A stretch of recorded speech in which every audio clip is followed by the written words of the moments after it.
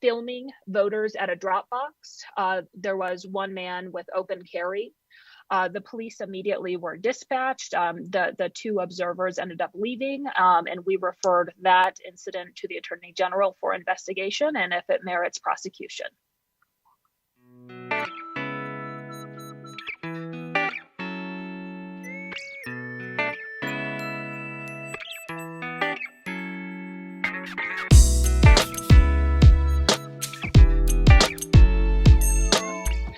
When it comes to physical security, so far there hasn't been any physical security issues. There was one issue yesterday that we referred to the Attorney General that included two men dressed in military fatigue. What is the right word? Clothes. Sorry, I'm not thinking of the right word.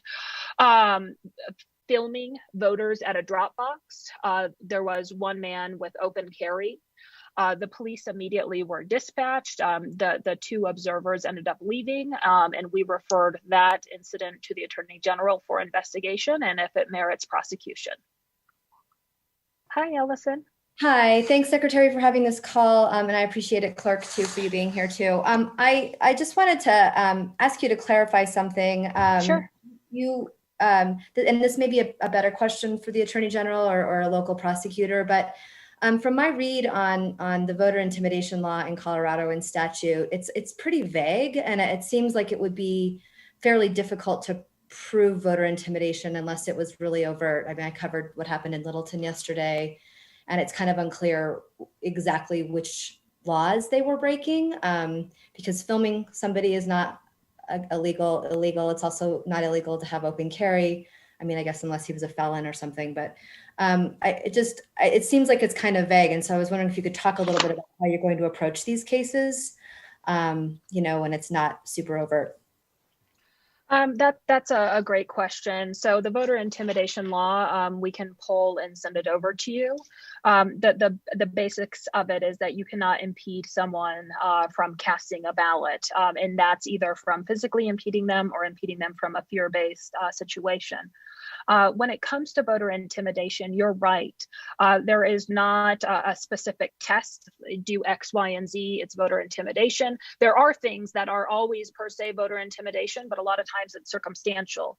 So filming a voter by itself may not be voter intimidation.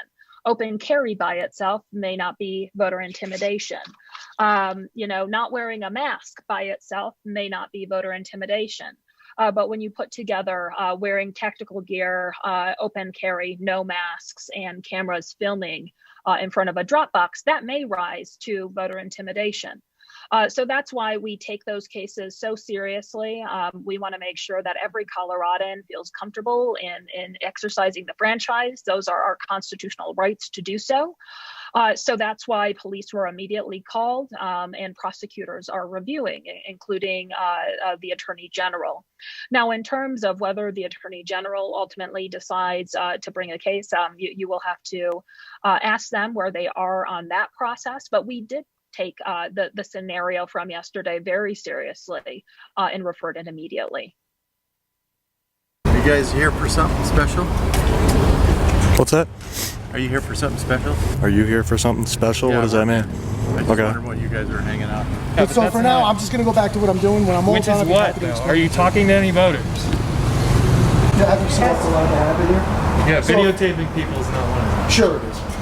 You're not allowed to videotape people? Is that what you're saying? Well, they're voting. You just told me 5 minutes ago that you were familiar with the